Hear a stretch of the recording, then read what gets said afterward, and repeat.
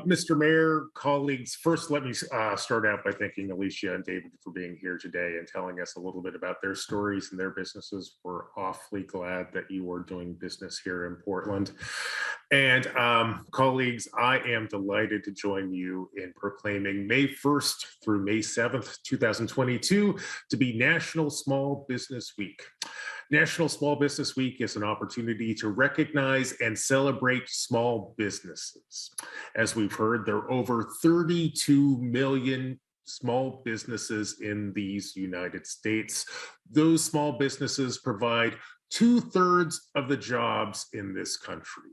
And here in Portland, there are more than 32,000 small businesses, and those small businesses employ over 176,000 people. This year's Small Business Week is particularly important because the past couple of years have been so hard on Portland's small businesses. We all mourn the neighborhood institutions that did not survive this pandemic. For example, I miss the Cup and Saucer restaurant on Hawthorne, which closed after 34 years in business. Bailey's Tap Room is gone too. So are Stacked Sandwich Shop, Circa 33, Toffee Club, Bijou Cafe, Bistro Montage, Cheese Bar, and every Pock Pock restaurant. Despite these losses, I think it's important to also celebrate our successes. That's why I want to take a moment to recognize the important work that Congressman Earl Blumenauer has done to support the restaurant industry here in Portland. And I'm also proud of the steps this council has taken to help Portland small businesses during this pandemic. For example, during the pandemic, this council directed tens of millions of dollars in aid towards small businesses. Through Prosper Portland Small Business Relief Fund, we provided direct relief to businesses struggling to keep their doors open during the pandemic. And our local Small Business Repair Grant Fund provided grants to local small businesses trying to figure out how to pay for that broken window or the graffiti or vandalism. While this council has taken important steps to support small businesses, there is more work to be done. Like every member of this council, every day, my office hears from Portland small businesses who tell me that City Hall needs to do more to make Portland a great place to start and grow a small business. Here are the challenges Portland's small businesses have asked this council to take on. This council needs to embrace policies that promote small business. We should promote economic development in neighborhoods that have been left behind, and we should embrace technology and innovation. I believe this council can make progress towards those goals in the next couple of weeks by passing a budget which supports small businesses. That's why I hope the budget this council passes on May 11th will include support for small business stabilization, commercial activations, and re-tenanting. And we should listen to the organizations that represent the interest of small businesses, including the Chambers of Commerce that support BIPOC businesses, Venture Portland, the Portland Business Alliance, Better Business PDX, and Bricks Need Mortar. Colleagues, I'm committed to taking those actions. And for these reasons and more, I'm glad to join you in proclaiming May 1st through May 7th, 2022 to be National Small Business Week in Portland. And I encourage all residents to observe this week by shopping at a small business here in Portland. Thank you. Thank you, Mayor Wheeler. Thank you, commissioners. I appreciate the opportunity to speak about my experience as a small business owner and the CEO of Willamette Technical Fabricators. I started my business towards the end of 2020 in the middle of the COVID-19 pandemic, a horrific wildfire season, and the peak of the Me Too and Black Lives Matter social justice movements. Like so many others at the time, I felt the urgent need to reevaluate my priorities and how I could be a positive force for change in my community, which was in crisis.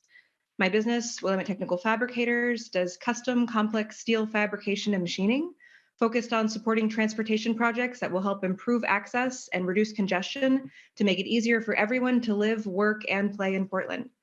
We also build clean energy infrastructure to help Portland lead the way for America to become independent from foreign oil and fossil fuels.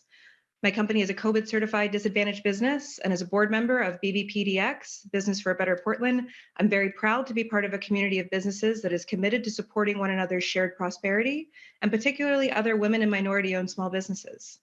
I'm also working closely with Prosper Portland to build a more equitable economy for our city through programs like Portland Means Progress, a new initiative that will help us take the next steps in building a diverse workforce and a supplier network that will make our business stronger in doing so. Like many other manufacturers, Willamette Technical Fabricators is facing a shortage of skilled labor and the realization that many of our most skilled tradespeople are close to retirement.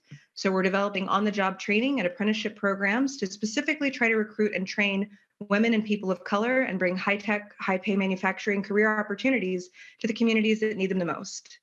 I want to thank everyone working in Portland City Council for your support for my small business and the many others that really are the backbone of the city, many of whom are unfortunately still struggling to recover from the pandemic and dealing with supply chain disruptions and skyrocketing inflation.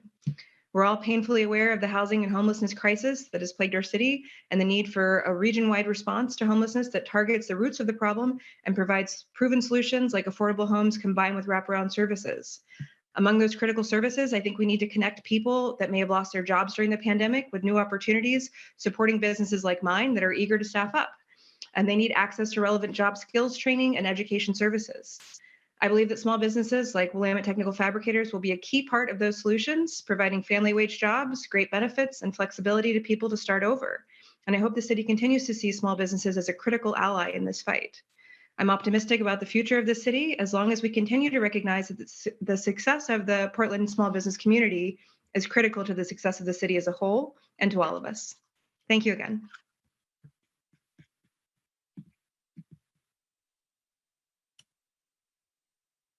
Thank you, Alicia. We appreciate your being here this morning.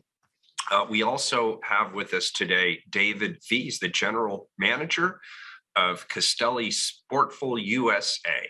Welcome. We're happy to have you here, David. Hi there. Thank you, Mayor Wheeler and City Council. I'm going to tell you a little bit about our business and then talk to you briefly about some of the trends we're seeing in the small business community, some of the programs we've taken advantage of, and where we see that we can continue to receive help from you.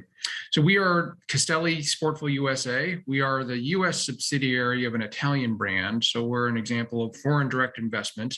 We're the global leader in premium cycling apparel. We make clothes for high-end cycling. Our products have been worn in the Tour de France and in the Olympics, but also by recreational riders all over Portland.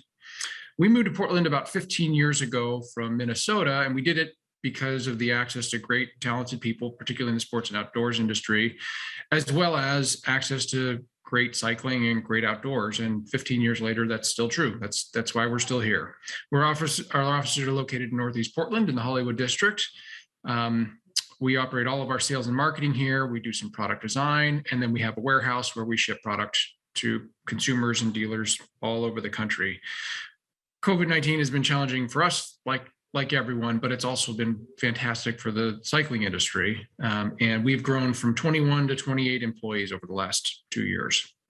In terms of trends we're seeing in the small business community, and specifically in the athletic and outdoors industry, just as we are facing competition from other brands, we're seeing that Portland is seeing a lot of competition. I've spent many days at trade shows in the cycling and outdoors industry where we have representatives from Colorado and Utah and Washington and New York going booth to booth to booth, trying to convince us to move our headquarters out. And so that's the type of competition that Portland is seeing. And the good news is I know Portland is out there doing the same, but we do need to be aware that the rest of the industry is aware that this is a successful place to start a business and operate a business, and they're coming for us.